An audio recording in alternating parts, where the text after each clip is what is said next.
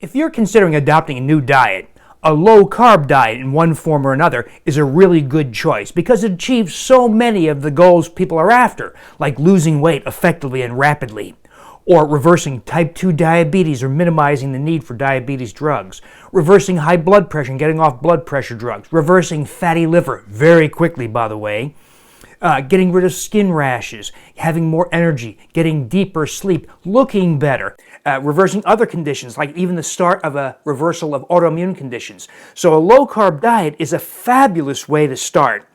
Problem: many people think that all the efforts to achieve those kinds of goals begin and stop with a diet. No, there's more you should do, especially in a low-carb diet. So some of these add-on pieces that augment and heighten your chances of success are even more necessary with a low-carb diet.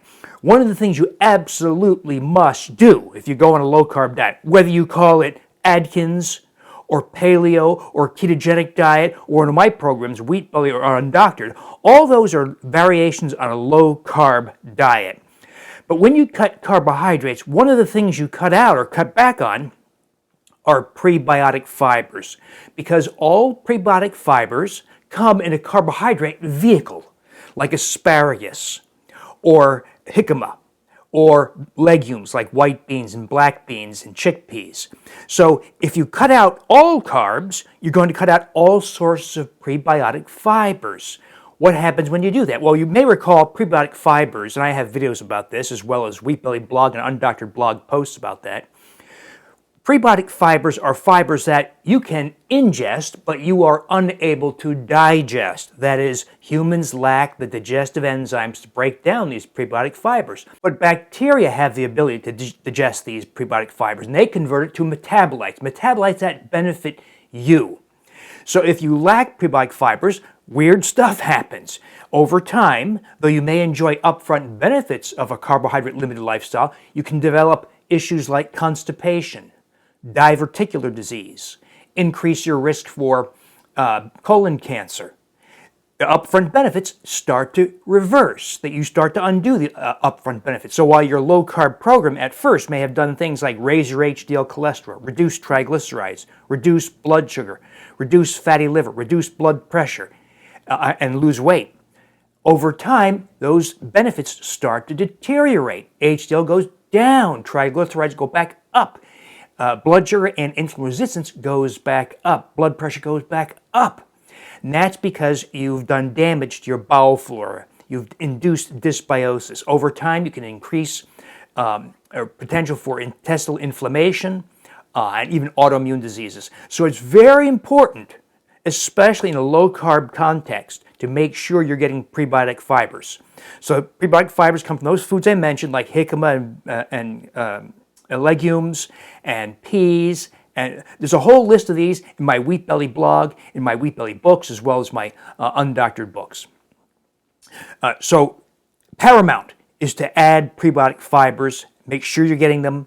You may have to continue limiting your exposure to total carbohydrates or net carbohydrates, but you want to be sure you get prebiotic fibers. I aim for a daily intake of 20 grams per day because that's where the benefits seem to plateau. Now there's more to this. If you want full benefit, that is, achieve all those goals like weight loss and reversing diabetes and fatty liver, you need to improve the factors that address insulin resistance. So at least 2/3, more like 3/4 of the U.S. population has insulin resistance to one degree or another. So how do you do that? Well, you address the nutrients that impact insulin resistance. So we need to supplement vitamin D. Virtually everybody starts out deficient in vitamin D because we wear clothes that cover our skin surface area. We often work indoors. Many of us live in northern latitudes with insufficient sunlight. And as we get older, we lose the capacity to activate vitamin D in the skin. So virtually all of us begin deficient. Restoring vitamin D restores insulin sensitivity, insulin responsiveness. Most common dose is 5,000 to 6,000 units per day, gel cap only, oil-based gel cap only. And we target a blood level of 25-hydroxy vitamin D of 60 to 70 nanograms per milliliter. Fish oil, that is the EPA and DHA fish oil is important because what it does is it subdues the after-meal or postprandial surge in lipoproteins that generates insulin resistance. So it brings that way down and has some other beneficial effects also. So I target an intake of EPA and DHA of 3,000 to 3,600 milligrams per day divided in 2 doses. Iodine. Iodine deficiency has come back ever since the FDA told all Americans cut back on salt, where iodine was coming from for most people.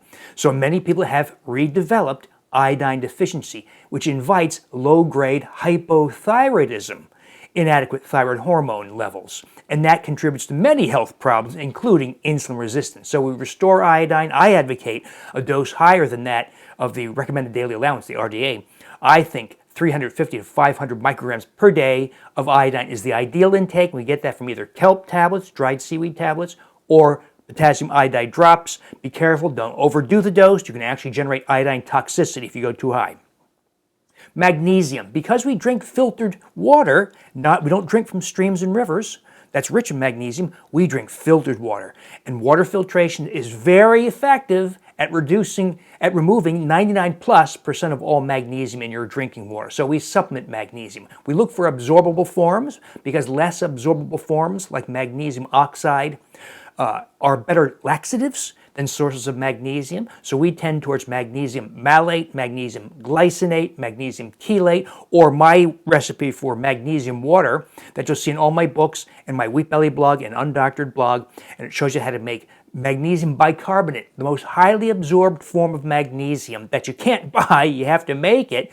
And you'll need some unflavored milk of magnesia and unflavored seltzer. And look at that recipe. It's very simple. It just tastes like water, but all the carbonation should be gone. But you've done a reaction that yields magnesium bicarbonate, and you'll see the dosing in those blog posts or in the books. We start at 4 ounces twice a day and build up as tolerated because some people still get diarrhea even from this very highly absorbable form.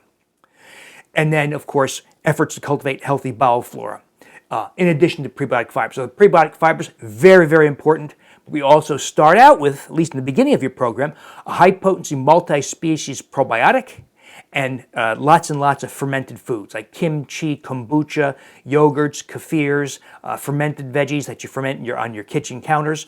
So those are also very, very important. In other words, if you want the full benefit of your diet, because you want to lose 50 pounds, say, and you want to not be a type 2 diabetic if you're on drugs, even on insulin, if you want to undo fatty liver in about 2 weeks, 3 weeks, if you want to begin the process of undoing numerous forms of skin rashes, autoimmune diseases, and other conditions, don't stop at diet. Go beyond, take the steps to replace the prebiotic fibers that you might have lost in your low-carb effort, and then address the nutrients that you're lacking because of modern life, not because of the diet, because of modern life, that influence the process of insulin sensitivity. And you'll have yourself an astoundingly effective program. Now, if you want the entire program laid out in detail, as well as why this works, the rationale behind it, the scientific references, the most compact, most concise, efficient way to get this whole program is my newest book, which is the revised and expanded edition of Wheat Belly. That takes all the wisdom and lessons learned in the prior 9 years and about 7 books compressed all into one. So you'll find this all in the revised and expanded edition of Wheat Belly.